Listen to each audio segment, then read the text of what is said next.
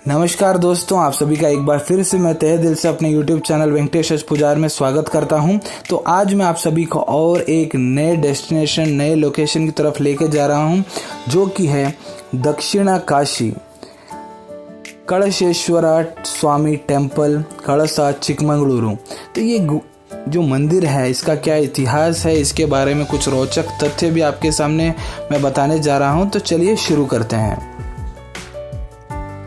जो कळशेश्वरा जो मंदिर है, ये है कळसा में, जो कि 30 मिनट की दूरी पर है होरनाडू से।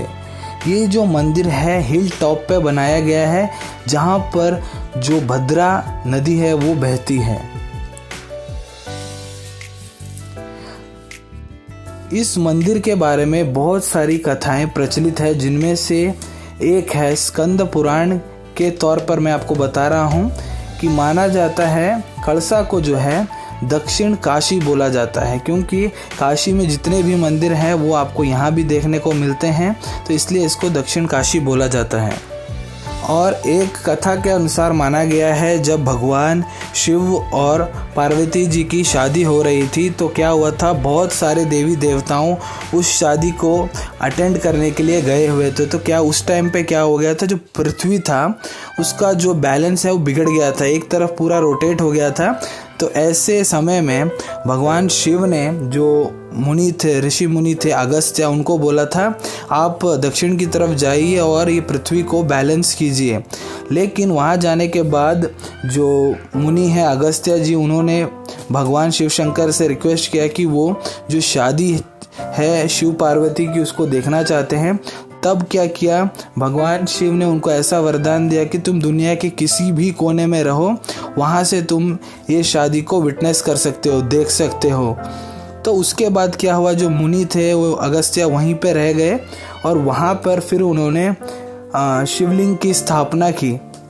उनका जो कलश था, ऐसा माना जाता है जब वो तपस पे बैठे थे, उस कलश में शिवलिंग जो थे खुद ब खुद उत्पत्ति हो गई थी। फिर उसी शिवलिंग को उन्होंने वहाँ पे मूर्ति के रूप में स्थापना की और उसी की फिर पूजा करने लग गए। इस मंदिर में आपको जो हाथी हैं, 2 हाथी के विग्रह देखने को मिलेंगे, जो कि भगवान गणेश का प्रतिरूप है। लेकिन उनमें से एक जो विग्रह है वो भगवान गणेश हैं और दूसरा जो विग्रह है ऐसा माना जाता है कि वो उनकी पत्नी है। तो जो गणेश जी का विग्रह है, उस विग्रह के पैरों के नीचे असुर लेटे हुए हैं, तो वो गणेश भगवान का विग्रह है। दूसरा जो विग्रह है वो उनकी पत्नी का विग्रह है। ऐसा माना जाता है कि यहाँ पर पहले असुरों का राज था, उसके बाद जब भगवान गणेश ने उन सब असुरों को वध कर दिया तब वो यहाँ पे स्थापित हो गए। आप यहाँ पे कळशेश्वरा का मूर्ति भी देख सकते हैं, जो कि एक लिंगम के आकार पे है।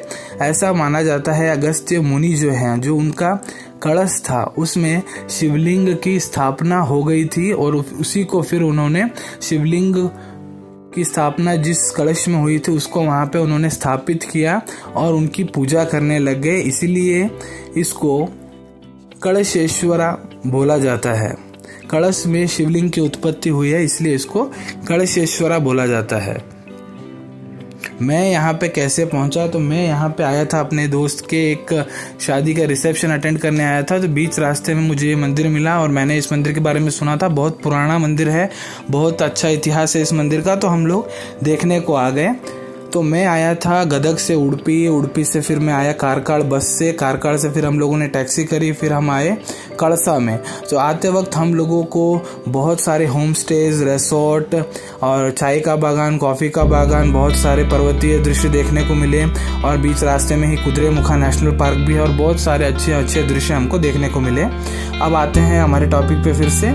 इस मंदिर की अगर मैं बात करूं तो ये मंदिर खुलता है सुबह 7:30 बजे और दोपहर को 1 बजे बंद हो जाता है और शाम को फिर दोपहर को ये 3:30 बजे खुलता है और 8:30 बजे फिर बंद होता है।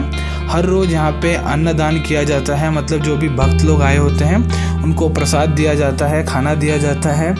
और इस मंदिर में कुछ त्यौहार हैं जो कि बहुत ही प्रसिद्ध हैं और बहुत भीड़ लगती है यहाँ पे।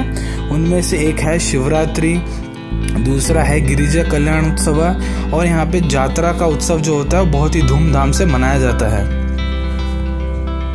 अब मैं आपको बताऊंगा, अगर आप पास से ही कोई जगह से आ रहे हैं तो आपको ये कितने दूरी पे पड़ने वाला है। अगर आप बेंगलोर से यहाँ पे आने का सोच रहे हैं तो ये आपको ये 350 किलोमीटर पड़ने वाला है। बेलूर से आप अगर यहाँ आना चाहते हैं तो 75 किलोमीटर की दूरी पे है ये। और हासन से अगर आप आ रहे हैं तो 110 किलोमीटर की दूरी पे है। मंगलूर से 116 किलोमीटर पड़ता है। उडुपी से 110 किलोमीटर, धर्मस्थल से 70 किलोमीटर की दूरी पे है। होरनाडु से 8 किलोमीटर की दूरी पे है। श्रृंगेरी से 70 किलोमीटर की दूरी पे है और चिकमंगलूर से 52 किलोमीटर की दूरी पे है। और ये जो मंदिर है रोड से कनेक्टेड है अच्छी तरह से। यहाँ पे बहुत सारे रेस्टोरेंट्स और रिसोर्ट्स भी हैं। अगर आप यहाँ पे कुछ दिन रुकना चाहते हैं, यहाँ की प्रकृति का आनंद लेना चाहते हैं तो आप लोग वो भी कर सकते हैं, क्योंकि ये जगह जो है बहुत ही अच्छी है देखने के लिए। तो आप यहाँ पे रुक के इस नेचर को भी एंजॉय कर सकते हैं।